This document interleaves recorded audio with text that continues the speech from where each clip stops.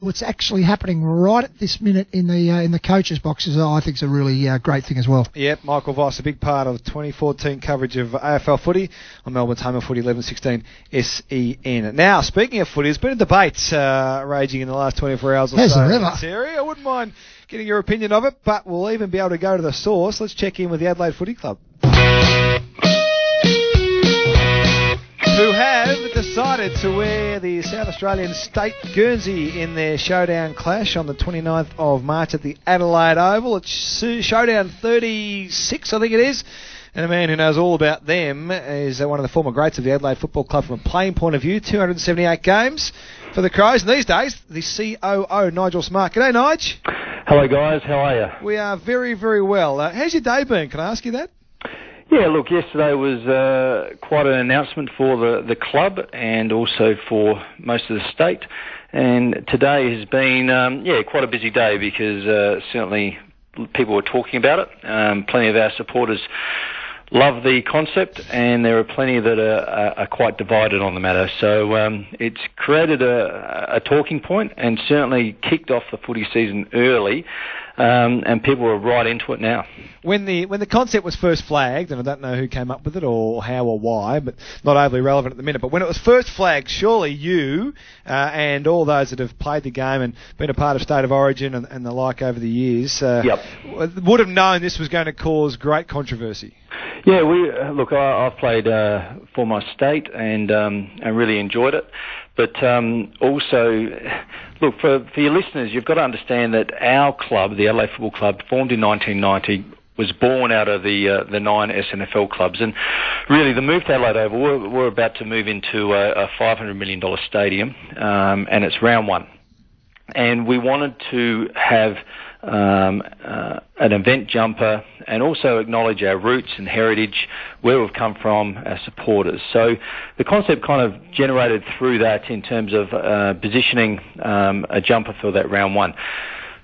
Basically, we've gone through the process in terms of getting AFL approval, and then we sought to gain approval through the SNFL, the licence holder. Yep. And that was done. So, in essence, we moved forward and announced the jumper that we're doing, and certainly it's raised a few eyebrows from, the past greats who have played in state games, and certainly it's raised the eyebrows of other teams, and people were commenting on it.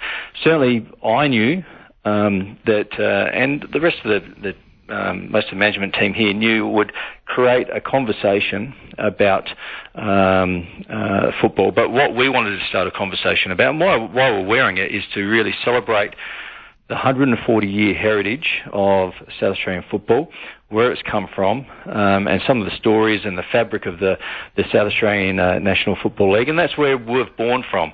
And in essence, the difficult situation we've got is we're playing Port Adelaide on the first game at Adelaide Oval, and certainly they've got some heritage as well. And that's Nigel, Terry Wallace here. I'll just put on the Port Adelaide cap just for 1 second, and haven't got any real allegiance there, but just trying to balance the argument. They've got a very, very healthy history themselves, and so have their supporter base. Their supporter base has barracked for that football club over a period of time, but absolutely loved what was the South Australian jumper and have supported that as passionately and as hard as anyone else. Now you're actually asking them to split their allegiances, to sort of say, okay, well, we're barracking for Port Adelaide. Now we've got to be barracking against the one jumper that we've loved all the way in our history as well. And Terry, this is the difficulty about football, is I put on then my Adelaide hat and I want to talk about and promote our heritage as a football club. And that's one of the difficulties in trying to navigate this. But in essence, the SNFL, who are the controlling body of our licence, we sought approval because we want to grow the game, develop the game, and add spectacle to the game, and certainly going to a new stadium. And we sought their authorisation in terms of acknowledging our past and our heritage. And look, this isn't the first time it's occurred. Okay, in 2007, West Coast wore a state jumper in a game over in West Australia. And look, Fremantle came in the comp in '95, so West Coast in 2007 wore a state jumper in one of those games over there. So it's been done before, but certainly, look, the debate and conversation over in South Australia has certainly been, it's been full on. Nigel, do you think it would have created marginally less debate if the jumper had been worn against another club rather than against Port Adelaide? Yeah, look, you've probably got some. There's method there. There's no doubt that the first game against Port Adelaide and wearing that particular jumper, I'll be the first to admit, yeah, it's probably you're creating that discussion with the majority of the population here in South Australia and interstate who follow both teams. There's no doubt. And I think that's the debate for all of footy, and it's not just it's difficult to separate the Adelaide Crow supporters and the Port Adelaide supporters from the argument, but you sort of need to from the bigger picture, guys, to really dissect it and have a balanced view on it, really, because the emotions when you support one of the clubs obviously can override some logic and some rationale at times. But I think that's the one piece of feedback we've been given from all our listeners on SEN is that had you worn it against the Western Bulldogs in round whatever that is for you guys, or whatever it is, 2 or 3 weeks later, it wouldn't have been as big an issue. But because it is representing your state against the other team that is a huge part of the football history in that state, that's where the big problem is. Yeah, look, if you wanted to get really technical, and I really don't want to do, we entered the competition in 1990, yes, and from the SNFL. Port Adelaide, who had an SNFL team, technically they entered the competition in 1997, but as a different entity to Port Adelaide, and only last year they became unified as the one entity. So the Port Magpies and the Port Adelaide Football Club, the AFL team, became the one entity. So there is some varying context there. But if you keep it really simple, there's no doubt that we have a heritage and we want to have a celebration of our football at the opening of a new stadium that's going to be terrific for the football punter to go watch the Adelaide Crows or the Port Adelaide Football Club. And really, this is a one-off stylised event jumper. It's a Crows jumper. We've stylised it to be similar to the state jumper and to really just give acknowledgement to our heritage and background and celebrate football.